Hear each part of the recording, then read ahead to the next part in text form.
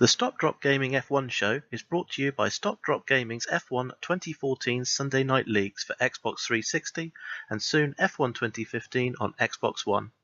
Visit StopDropGaming.com today to sign up. Hello and welcome to the F1 show on StopDropGaming.com. I'm your host Stephen Hayes and I'm joined tonight by Ollie. Hello. Regular EJ, Sea Stealth. Alright. And newcomer, Mr. F1 Radio himself, Callum. Callum, tell us a bit about yourself. Hello, glad to be here. Thanks for giving me the invite.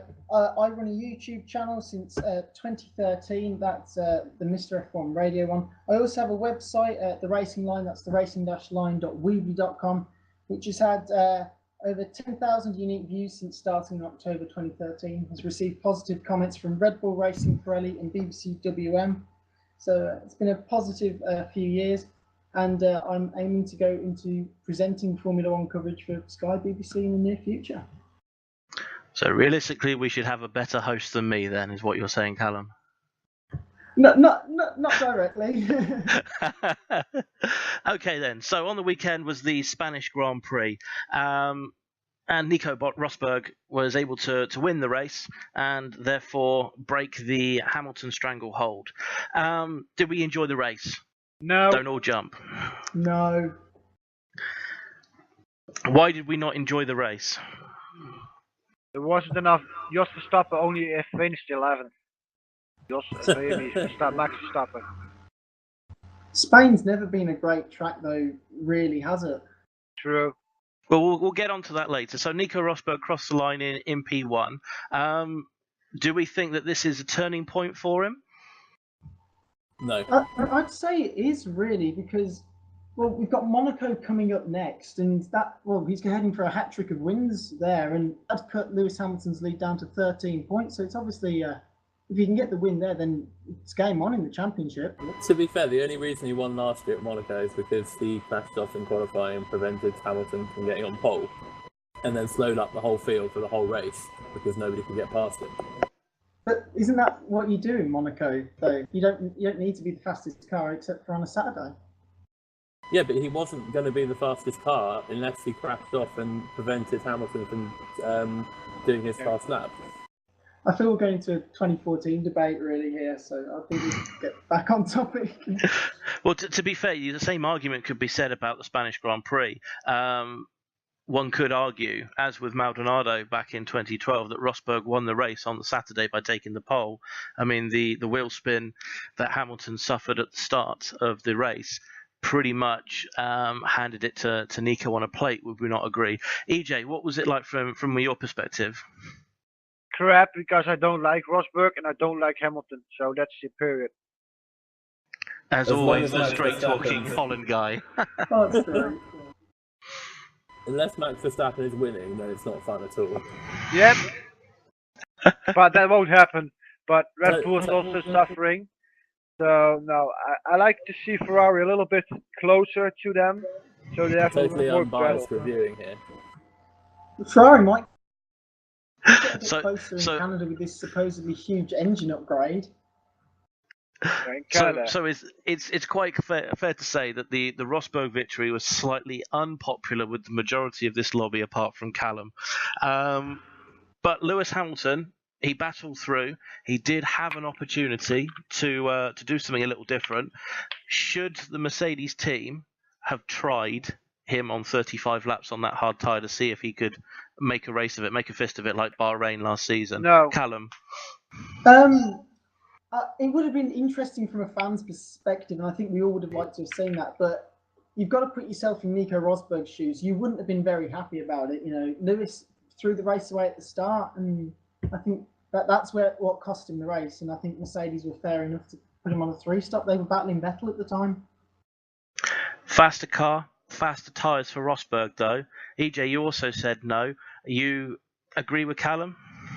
No, because he couldn't make his tires last, and there are only 3 seconds between them, and Rosberg had a brand new set of tires, so he will pass them anyway. So, from a fan's perspective, would you have liked to have seen it? Yeah, from a lap, from my point of view, from a fan point of view, yeah, I would like to see the battle. but technically speaking, there was no battle. Ollie, from your perspective, you by your own admission earlier had said that you were falling asleep slightly. Would that have kept you awake a little more had there been a battle between the two Mercedes? Absolutely. I thought there might be one, and the last 10 laps, it was just, I think Hamilton even said on the radio, "Is this possible, guys?" And they said, "No, it's impossible." And that's pretty much where I switched off. I think if Hamilton got a better pit stop when they messed up his pit stop, and he got a better start, maybe it would have been a bit closer. What was it? 3 seconds on the pit stop, and maybe 2 or 3 seconds on the start. If that was slightly different, I think he'd been closer. It's only 6 seconds, but he was only, I think, 12 or 13 behind. 13. But how much did he lose in traffic as well? Behind Vettel? Yeah. So overall, then, we felt as fans perhaps a little robbed of what could have been a decent race. But the Spanish Grand Prix, though, I've put it down as a Spanish bore or a Spanish four. I think we're all saying it's a Spanish bore. But should it stay on the calendar? Yes. As a testing track, though, the cars were 2x2 basically. The point I make about the Spanish Grand Prix, the Catalonia track, it's the same with Suzuka, and I might bang a few heads together here, but they're good tracks to drive if you're a driver, but they're boring to watch. And I think Suzuka and Spain have that problem. So I'll come to the I have actual. to agree with that, I'll come to the forum where we have had a few comments on a few of the posts tonight. I'll go over the DRS abusers comments. So the first thing about Rosberg winning, he says it was not a one-off. However, he had the best chance. Hamilton had the pace at the end of the race and asked to hunt Rosberg down. However, this was rejected. On the Hamilton strategy, Hamilton, in my opinion, had the best racing strategy, says Abuser, and was quicker on tyres at the end had he been allowed to chase Rosberg. And on the Spanish Grand Prix, which I think is quite an interesting one, he suggests that it should be on a rotation like Germany if they ever come back, with Jerez, Valencia and Catalonia. How do we feel on these sort of comments? I mean, would a rotation of the Spanish Grand Prix make it a bit fresher? Ollie? I hated Valencia, so I don't really want to see that track back. Jerez is quite nice, but it hasn't been used for a Grand Prix in a long time, has it? Jerez isn't a track that can be used for a Formula One race. It's not up to Grand Prix standard at the moment. I think the last time they tested at Jerez, they complained massively about the amount of tyre wear. It was extreme tyre wear. Although I do like the circuit, and obviously it has been used for Grand Prix in the past, I don't know whether I would like to see that. Valencia, they always said they ran out of money, so are we saying Catalonia is the best choice by default? EJ, what do you reckon? Yeah, I think so. Yeah, I think if you have to have a Spanish Grand Prix, the only one worth watching is Catalonia. A rotation with Valencia wouldn't be too bad, because although it was quite a bore in some of them, 2012 was a good benchmark, I think, to possibly put it on a rotation. I'll say not if you were a Hamilton fan. Is that not where he got pushed into the barrier by one Pastor Maldonado? Yeah, but we don't talk about that, do we? Okay, so moving on then. As has been with every podcast, we've mentioned McLaren. McLaren came with a bold new colour scheme, Predatory, I think they called it, 2 kilograms lighter because they took away all the sparkly bits. DRS Abuser has put some comments on this. His view is it's a great new livery. Believe they'd be more competitive, but Button seemed to be lacking, which I think is a little unfair, seeming as Button had a huge issues seemingly in the race. I mean, Ollie, you're a massive Button fan. How did you feel that McLaren's race went? Disappointingly. Everyone expected them to bring upgrades, and I guess they did bring upgrades, but they didn't work. And I think McLaren have got to start thinking about next year's car and whether they just write off this year and focus on next year's, or try and get some points this year. I think they need to work on next year's engine more than the chassis. Yeah, well, at the moment they're not going to get any points at all. So who's at fault there for that? Is it McLaren or is it Honda? I think both. honest. Well, it's McLaren for deciding to go with Honda, and it's Honda for not producing the right engine. I'd say it's both, but you understand why McLaren went to Honda. You need to be a sole engine manufacturer to have a chance in F1 at the moment, and that you can only hope that Honda can come good. I mean, there's been talk, and whether it's just them trying to sound it out or not, you had Gerhard Berger, for those who remember him, sounding out Audi possibly to Red Bull, the Volkswagen Group getting involved. I mean, Honda are not a small company by any stretch of the imagination, and neither are Mercedes. Mercedes took a good number of years to develop the power unit they've got now, so one would have to assume that Honda would have to do the same. And should another engine manufacturer come in, they're going to have that same development time as well. Is this current engine, current format, attractive, do you think, to a new manufacturer coming in? In other words, do you really feel that Honda have had to be really brave with their reputation here? Callum? I'd say Honda probably thought they were going to be more competitive than what they are. I think they're a bit too full of themselves coming into the season. Yes, we'll be able to challenge Mercedes, they were saying in the winter. And I think if you think you've got a good enough and reliable enough engine to take on Mercedes, then it shouldn't detract from bringing you in. You want to beat the best. Do we think the comment at the beginning of the season, we might not win the first one, but we might just win the last, are there signs that that may yet happen? No. Depends. I don't believe so, but they won't be going to the top. It depends on what Honda can do with their engine this year. In a way, it's too early to say as well. I think it'll be more of a case we won't win the first, we might score points in the last. We might. Yes, I think it is going to be the story of the season. It's how close will a team like McLaren get to actually registering points. And I think for a team of McLaren's stature, that is quite bad, quite poor, and it must really be, well, you can see it's really hurting them. So we touched on upgrades or hearing lack of. The Spanish Grand Prix, the start of the European season was sort of muted as, this is where, guys, we're going to be battling Mercedes. We were bringing upgrades. I think Ferrari championed that to start with. Williams said they were going to do something as well. And we've already mentioned it didn't really happen. I mean, other than a side pod variation, which I think Vettel ran and Raikkonen didn't, I didn't really see too much difference. EJ, did you spot anything interesting at the Spanish Grand Prix?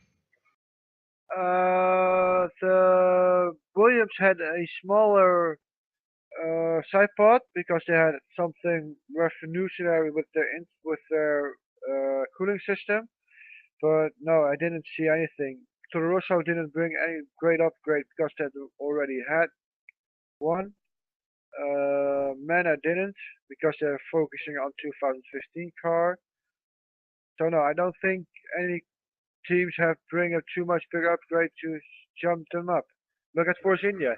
Hell no, they didn't have even an upgrade. Red Bull had a new front wing. Force India? No. No, Red Bull. Red Bull, but that didn't do anything because they only had one. Force India's big upgrade, though, is coming in Austria, so it wasn't really surprised not to see anything from them, really. Well, they've put it back and back, haven't they? I mean, to start with, it was going to be Spain. Then it was going to be Canada. Now it's Austria. I mean, I think Force India are in trouble. Most definitely. Yeah. I mean, from a team that was challenging for podiums last season, surprisingly, they have slipped massively. And Sauber, well, we can see where they truly are now. I think obviously the first few races, Nasser and Ericsson were a little bit lucky, but I do think Force India, it's going to be a battle between sort of them and perhaps McLaren even at the end. Who knows? Could you stomach that, Ollie? I don't think so, no. Well, okay. So it's 1 week now onto Monaco. The place where Mr. Rosberg obviously gets to pick and choose where he parks his car. Where do we think things will happen and change for Monaco? Do we think it's going to be status quo, or is someone going to be able to pull something out of the bag? EJ, what do you reckon? I think Hamilton will set things right again, so he gets pole. Rosberg will get in second, Vettel third, and I think Verstappen again sixth or something. I think Lewis will overdrive it in qualifying. Nico for pole and win, I think. I think it's a really tough one to call. I mean, like we said the other day, some of us take part in the GP predictor on Autosport, and Steve and I said to each other the other day, it's just so hard to pick a winner at the moment, or even the top 10, because everything keeps changing at every race. The top 3 is becoming an easy trend, though. It is, but in what position? Especially after Spain. You've got Hamilton, Rosberg, and Vettel, but which order? You'd probably put Vettel in third, wouldn't you? But then just juggle it to Yeah. Mercedes guys for them in second. But I still think Vettel will probably win another race this season. Yeah, Yes. I'd go with that. I don't think Monaco is the race that will happen at, though. I tend to agree with you, unfortunately, Ollie. As a Hamilton fan, reluctantly, I think that Rosberg will get his win around the Principality. I think he'll do it because I agree with you. I think Hamilton will be looking to correct a lost weekend, even though we finished in P2. I think Rosberg will just be better at it around there, unfortunately. Though I do think that Vettel will hustle and be a lot closer than he was in Spain. So I do think that Vettel and Ferrari will be a challenge there. It'd be nice to see Raikkonen actually put it together and have a good race weekend, because we actually haven't seen that happen yet. And he's sort of, by hook or by crook, sort of been there or thereabouts. I think if he actually hooks up, I think that Raikkonen could have a good weekend as well. I mean, I haven't got it to hand. What's his past record around Monaco? He's only won once or twice, has he not? The problem that Kimi's got is that he can't qualify at the moment, and I don't think he's going to win in Monaco this time if he can't qualify. Well, that's been indicative of his return, though, is it not? Ever since he came back, he's sort of been poor in qualifying. Grosjean showed him up a few times at Lotus, and then his race was just far superior. You can't really do that with these cars. You can't run so close. Anything with a front wing that's got 13, 14 elements on it, you just can't get close. Can he make the difference, though? Depends on what Ferrari does in Monaco with strategy. Maybe he can come a little bit third, but no, I think Vettel will keep him, so he's coming fourth. I just hope it's not a one-stop again. Well, that really would be a crying shame for the fans. I'll end on this then. So, DRS Abuser, again, as posted in the forum at stopdropgaming.com. He says for his Monaco predictions, Hamilton for pole and win, Rosberg second and Vettel third. And for me, I am fingers crossed that I'm wrong and Mr. Abuser is correct.